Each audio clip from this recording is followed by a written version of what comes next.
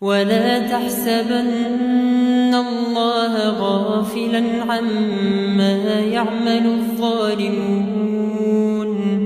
إنما يؤخرهم ليوم تشخص فيه الأبصار مهطعين مقنعي رؤوسهم لا يرتد إليهم طرفهم وأفئدتهم هواء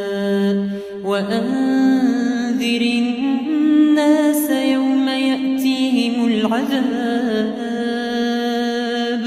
فيقول الذين ظلموا ربنا أخرنا إلى أجل قريب نجب دعوتك ونتبع الرسل أولم تكونوا أقسمتم من قبل ما